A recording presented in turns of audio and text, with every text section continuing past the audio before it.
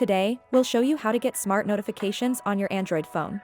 We're using a Samsung Ultra S24, but the steps are similar for other Android phones. Check your phone's manual for details. To ensure your Garmin device displays smart notifications from your compatible smartphone, open Garmin Connect. Tap More, then go to Settings. Select Notifications, followed by App Notifications. Choose which apps can send notifications to your Garmin device. If you're not seeing notifications even after enabling them, tweak your phone's battery settings.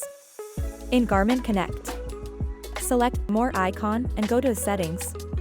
Then Phone Permissions. Choose Manage Permissions. Look for Battery or App Battery Usage and make sure it's set to Unrestricted. Battery settings vary by phone, so check your phone's manual for more guidance.